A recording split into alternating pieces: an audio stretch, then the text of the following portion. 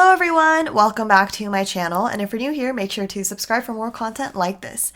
And this video is a little bit special because it is the 100th episode of Irene's podcast, and because it's the 100th episode, I thought I would bring it back to the older days where I was actually a little bit more serious about the podcast aspect of it, and I wasn't just doing whatever I felt like I was doing. But anyway, this is the 100th video, and in honor of that, I decided to collect your concerns / problems in your lives, and I would be responding to it, giving you advice, all of that. Basically helping you out.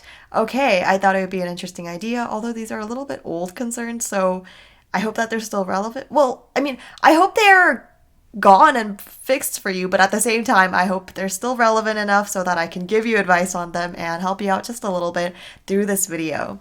Okay, literally, it's like, I don't know, I feel like filming a video right now, which is why I decided to film. Wow, crazy. Okay, we're going to start with the first person, and it is Shreya. She says, I'm not confident at all. I'm so self-conscious all the time. I overthink about what people will think or say about me and if they will judge me. I just want to overcome this.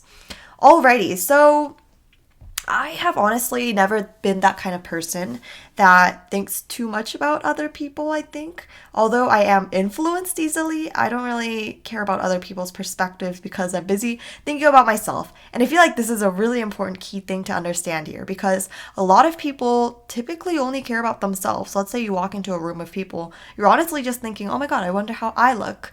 I wonder what I'm going to eat next. I wonder what I'm going to do, blah, blah, blah. People are only concerned with themselves. So really, if, I don't know, a way someone else dresses is concerning a certain individual, that certain individual probably is crappy and you don't need to be concerned about their perspective. But I think I've overcome almost. I feel like I was always born with this type of attitude, which is great for me, but at times maybe not. Anyway, for this situation, I would just really remind yourself that people aren't really going to care about others because they're busy thinking about themselves. Because trust me, you're not the only self-conscious individual out here in this world. I think almost everyone is self-conscious to a certain degree. And yeah, because of that, it's going to help you out because not everyone is going to judge you or really think of you badly. And if they do, that's kind of their problem, not yours. Because if someone is judging you, that also roots from their own insecurities. So at the end of the day, everyone is concerned with themselves is the motto that I want to give you.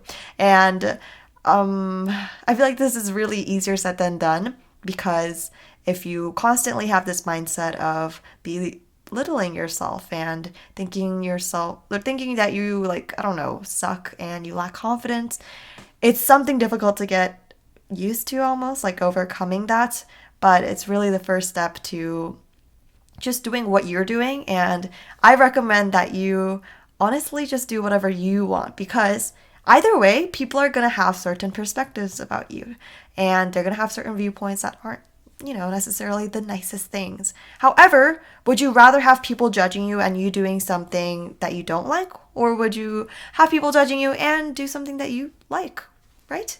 So balance those things out and just follow what you want. At the end of the day, you are the main character in your life and you want to maintain that. You don't want to succumb to being the side character just because you're concerned with other people. Okay?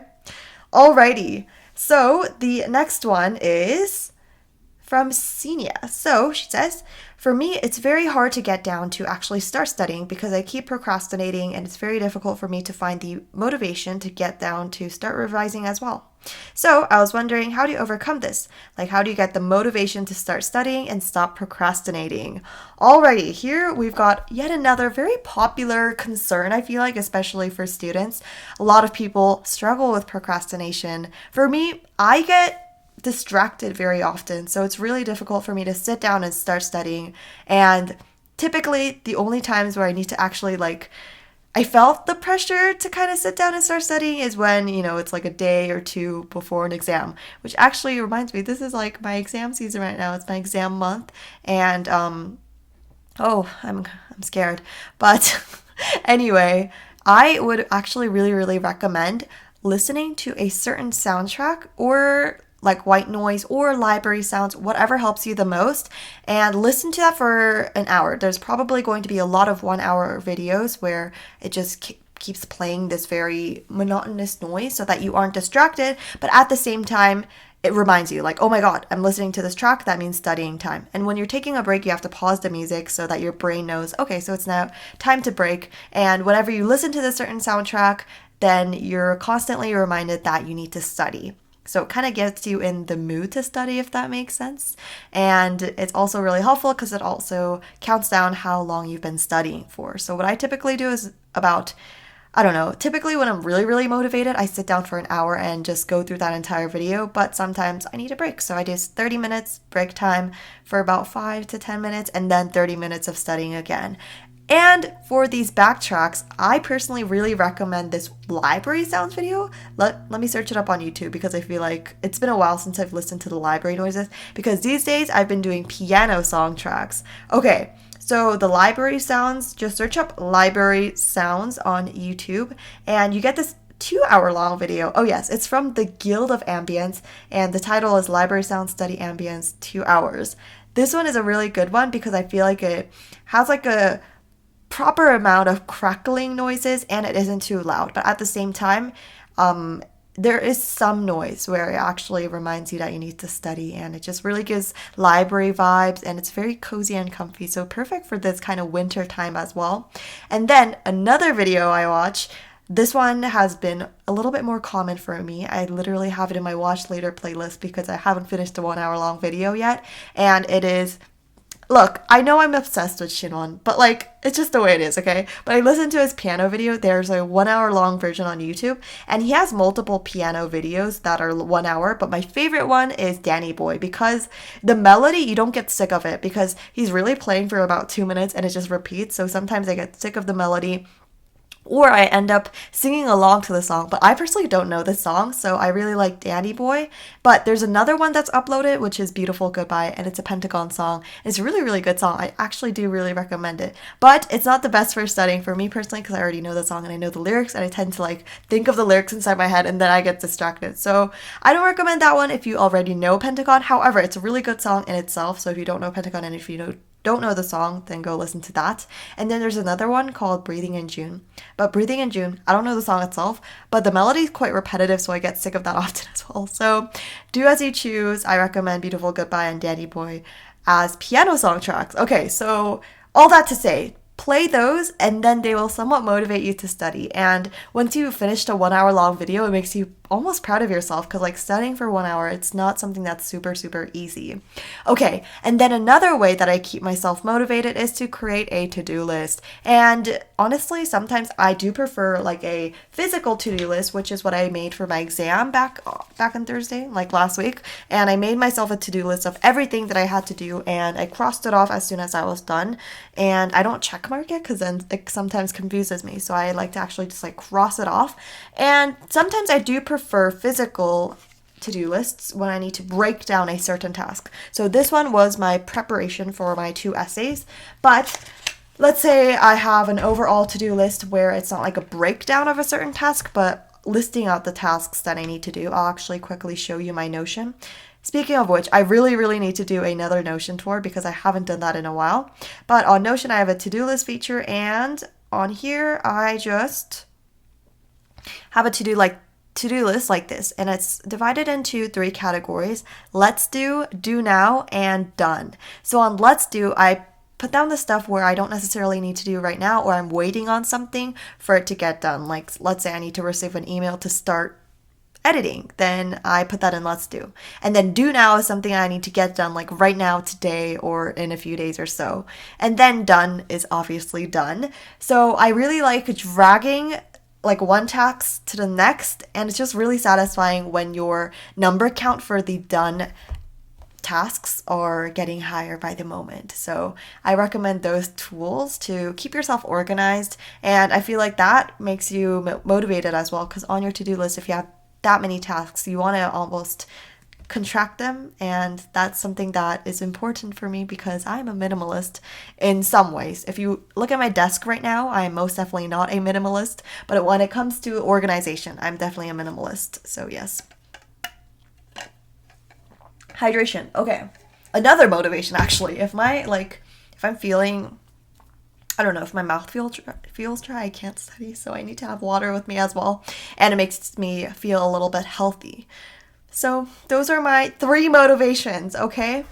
I hope you study well, and yes, I hope you overcome your procrastination, because it sucks when you are procrastinating and later on you get stressed. Oh my goodness. Okay, so this one is a long one. So we're going to go over it. Celine says, I live in a country where classes 9, 10, 11, and 12 are the most important stages of your life. I'm in class 9. Okay, so it's like somewhat similar to Canada as well. You have to give exams in these classes, which are very important. These exams define your life and your future ahead. The problem is that I also listen to K-pop. Everyone tells me to take out this K-pop portion from my life. I mean, I can take it out, but I just can't leave Blackpink. These are my home, my love, my everything. And I know that I'm going to take that part out of myself, but I just can't manage my time and dedication. I try many things to manage my time, but I always get distracted, and exams are also near. I just start watching YouTube or just daydream. What should I do? Please help. And don't say to leave K-pop. Okay, no, actually I get you, because I'm also a K-pop fan, and just a couple of weeks ago, I was like purely only watching Pentagon content 24/7, that my screen time was at an unimaginable hour. Anyway, okay, so to break it down, you can't focus on your schoolwork because you also like K-pop. That's a very difficult issue, but that I feel like most K-pop fans go through. Okay, but how about you think of it like this? You are going to watch YouTube at a later time. Like, you schedule it out, like, so that in your break time, you are watching K-pop and other music, whatever you want to do. And then you're studying for an hour, and I feel like you could implement that same strategy that I just gave, where you study for an hour and then watch for about 20 minutes and then study for an hour and go on and so forth. Because at the end of the day, your future relies on your studying, not Blackpink, not K-pop. And it's unfortunate to say that, but you also need to balance out your interests and your necessities, your responsibilities almost. So what I recommend is, yeah, that study planning out situation. I don't know how to describe it. I need to like have a name for it, but I recommend, just scheduling times where you're free and then breaking it down so that you're always keeping yourself on track and you're never getting out of that schedule situation. Because for me, I find it a little bit easier for myself to be motivated when there are certain tasks on hand. And because of that, I don't need to necessarily break it down into times, but some people really do struggle with, getting addicted to their phone and they can't stop scrolling. So in that case, I would set times where you specifically only focus on studying and then you only focus on another thing at a later time. It's hard. It's really hard balancing, especially when you are absolutely obsessed. And I, for one, can definitely say the same, that I've been obsessed in the past as well. And it's just like, you'll regret it, is what I'm going to say here. So make sure to break down your times and you know when to focus, because that's ultimately what's important for you, right? I don't know what other advice I could provide to you other than keep yourself responsible for your own tasks. Okay, sip of water, because we all need that. Next, we're going to go on to the next response, is what Joyce said. How to deal with pressure and anxiety at school. Okay, this one's, again, quite difficult.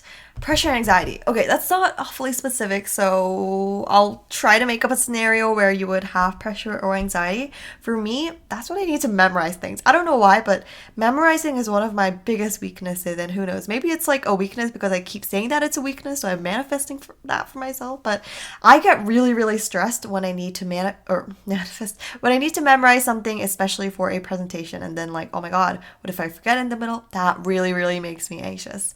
So how to lessen that pressure? Gosh, this is difficult because it's something that I've yet to overcome, because I just succumb to, that sounds terrible, but I just succumb to the anxiety. And I feel like pressure is something that's so normal in life, and people are like, no, guys, avoid pressure at all costs. It's good for your mental health. And of course that's true, but at the same time, I think we all need a little bit of pressure in our lives. Otherwise, we're going to become brain dead. Okay, maybe that's not the best way to put it. Obviously, a certain degree is healthy, but a certain degree upon that is unhealthy. Okay, so I honestly just think of it a little bit lightly. And that's honestly the best way to overcome any situation where you're a little bit overthinking it. Just remind yourself that at the end of the day, this isn't too important and it's something that you can treat it lightly as. And then you'll train your brain to think, oh, yeah, this isn't that hard. This isn't something that's too important. And obviously, I'm not saying that don't take it seriously. Obviously, take it seriously. But at the same time, think of it on a much lighter level. Don't be a little too serious on it because it's never that serious, is the motto. Okay. And it's hard because pressure, oh, we all hate it. We all hate, what was it? Pressure and anxiety. Oh, anxiety sucks. But at the same time, we all need it in our lives. And a little bit of anxiety and a little bit of pressure goes a long way. So just try your best to think of it a lot lightly. The next person is Angeli. Says, I want to be a K-pop idol, but it is very difficult to manage my studying and my practice because I'm in class 9 and my school hours are between 8:30 to 5. And I also have to study extra hours to get good grades. Of course I assume that you do. Okay, but it starts at 8:30. 8:30 is pretty late in my personal opinion. Like my school starts at 9 and I get work in before 9.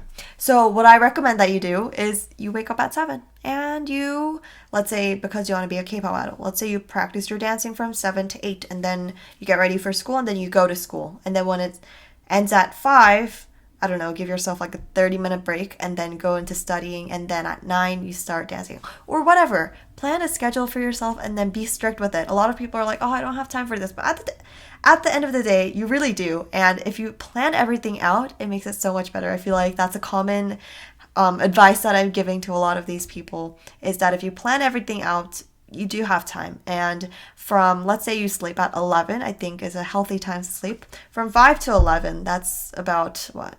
That's 6 hours. You've definitely got a lot of time. And that's enough for you to study and also manage your practicing as well. As long as you aren't distracted by other things and you have your priority in mind, which is both studying and practicing to be a K-pop idol, right? You can definitely do it. Okay, that one was an easy one. Obviously, it's not easy to fulfill, but yes. Okay. Oof, this one's harsh.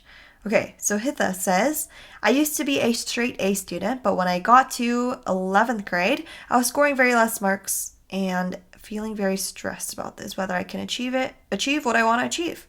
So essentially, you used to be like a perfect student and then it got more difficult and your grades are lower. Okay, this is something that I experienced in my high school years as well because I personally thought I was like really, really smart and I could be perfect. But no, it was not the case. I was not perfect. I was not getting hundreds.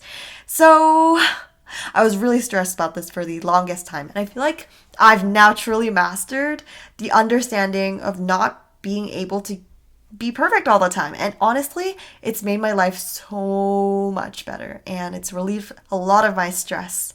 Just know that perfection is really, really difficult to achieve.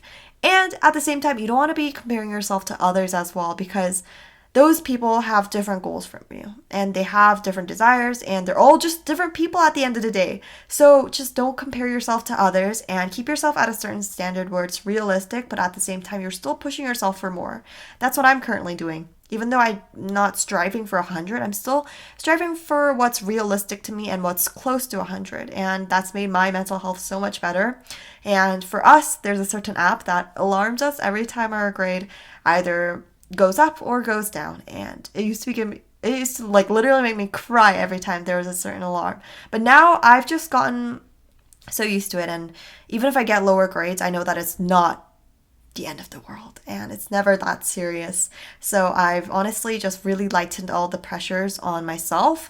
And that's, I think, the most important thing, making sure that you know your worth and these grades really don't define you. And it's so, so easy to have your happiness driven by your marks. And I used to, for the longest time, do that as well. But now that I've almost taken that aspect out of my happiness and know that those grades no, why can't I say this? They aren't what's defining you. So just know that for yourself. And it can be initially a little bit difficult to understand because you know, it's hard when you're like when it feels like you're the only one that's struggling. But I promise you, other people are struggling as well. And what can you do except try harder for the next time, right? Yeah. And also put in effort. Like, if you're putting in like no effort and still being a little bit frustrated with your marks, just know that there is a certain line between your efforts to your results. Like, there is a certain line, and one impacts the other. So you know what you do: study harder. Okay.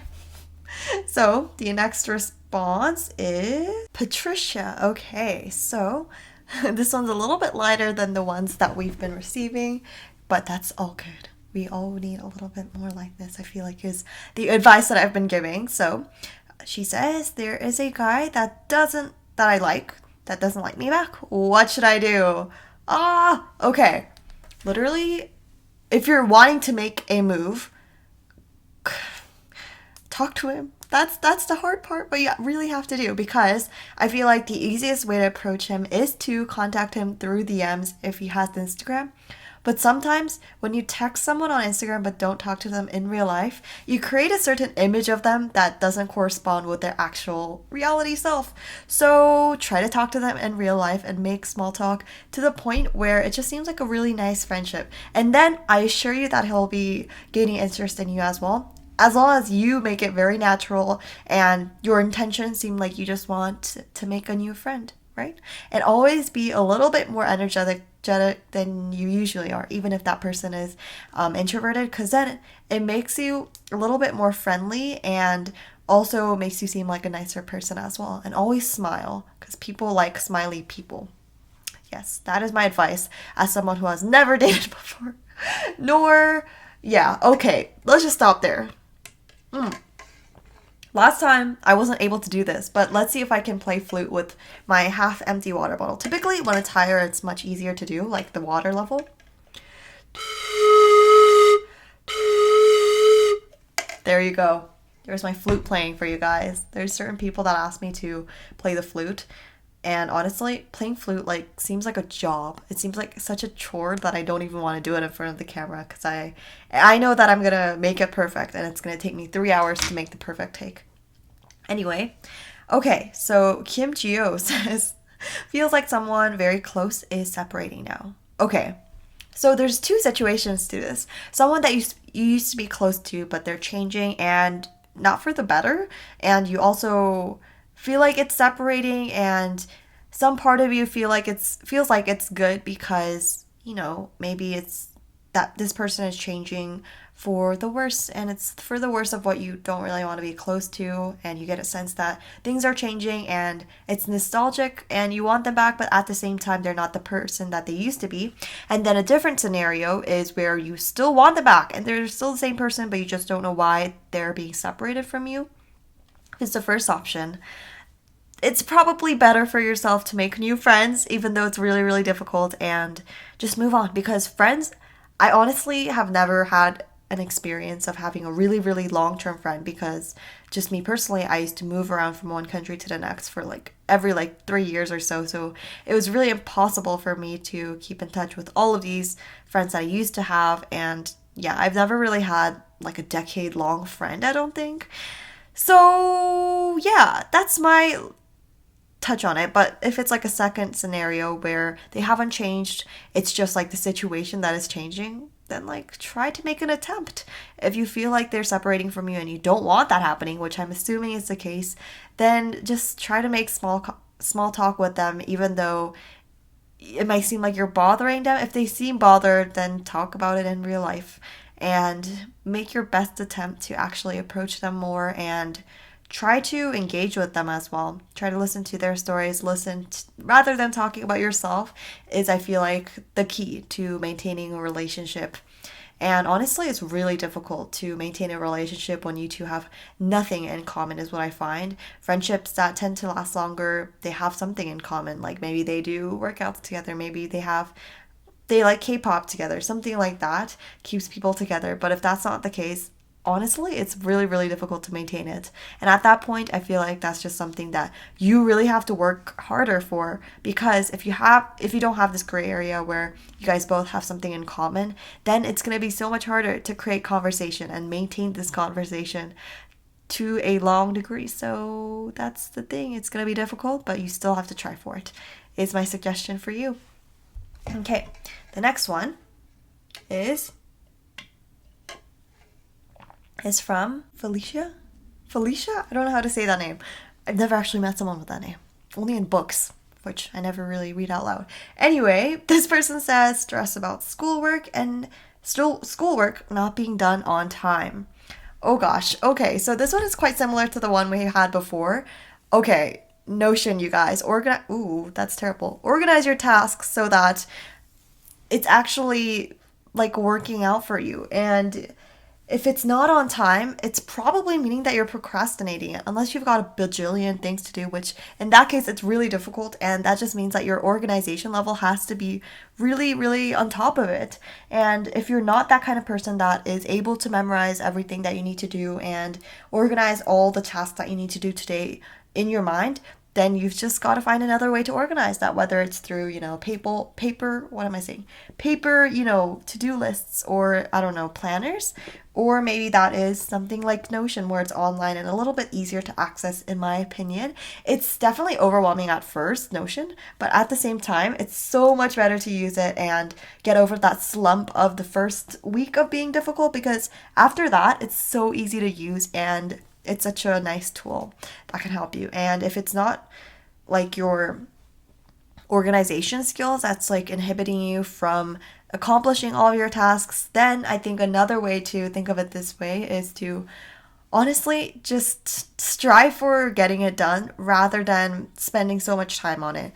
Obviously, you didn't include that much detail in your response, so I don't really know why, like the exact reason why you are not able to fulfill all of them, but I think mostly it's because you're spending time on it too much. I really don't know your situation, but if that is the case, then know that there is a certain level to the perfection that you can accomplish. And that's something that I used to struggle with as well. Being a little bit of a perfectionist and having that side made it really difficult for me to get things done, because I always had to strive for perfection and nothing less. But now I've realized that perfection is almost impossible to reach.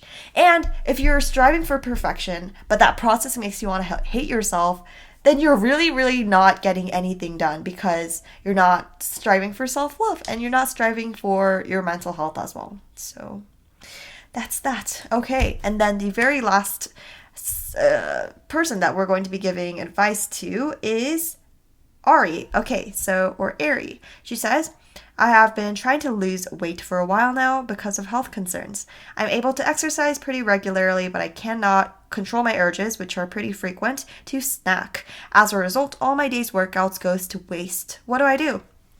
Okay, for me, I've been working out recently, as you guys may know, and honestly, I don't think it's necessarily equating workouts to eating, because really working out doesn't make you it doesn't cancel out what you've eaten. Yeah, that's how I want to phrase that, because really what's important is what you eat rather than how much you eat, unless you're eating like crazy amounts. I doubt that you are. If you're eating like normal amounts, I think it's totally okay to snack. And if that's like beyond a certain point where it's unhealthy, then I recommend that you snack at a somewhat normal level where it's easier to manage. But if you can't control your urges, how about you try something that you can, it feels like you're continuously chewing on it and you're continuously eating it, but at the same time, it's pretty good for you. Something like, I don't know, let's see, protein chips. Oh my God, protein chips. I've been trying protein chips. Where are my protein chips? These that I introduced in my unboxing video, they're actually better than I thought. These are the protein brownie chips by Delight Project. They're good and they're really healthy as well. And this one, it makes you seem like you're just snacking on chips, but it's much healthier than chips. Not an ad, but I recommend either that or something basic like fruits and veggies. But at the same time, if I eat too much of one fruit or one vegetable. I get sick of it very often, so maybe it's not the best choice for you, but I think it's a nice snack. Okay, and then as for, or I guess, yeah, no, you can't control your urges. Yeah, so just succumb to it, just with healthier options. And honestly, something that's really, really helped with a lot of people controlling their urges is retainers. Because every time you take out your retainers to like put it somewhere, you have to wash your mouth later, and then it's like, oh my god, it's such a hassle because every time I snack, I'm gonna have to repeat that process. So I'm not telling you to get retainers because that's not really something that you can do. But there's my tip there. And don't always equate it to, oh my god, I'm so unhealthy for snacking a lot, because trust me, everyone snacks. And as long as it's like to a certain level, I totally think it's fine. As long as you're exercising daily, which I think you are, then it's totally fine. I think exercise really is the important part. And I have been exercising almost daily these days, which I'm extremely proud of myself for. And I still eat whatever I want to. So it's really, yeah, balance. Okay, that is all of the responses that we are going to do today for my 100th episode special. Woo! Please be excited for my other episodes that are coming out. And as always, if you guys want me to do another video where I incorporate your responses, I would love to do that. It feels like I'm like interacting with you guys, and it's not like a one-sided conversation, which is something that is quite common on this channel. Anyway, thank you so much for watching, and I'll see you guys in the next video. Bye.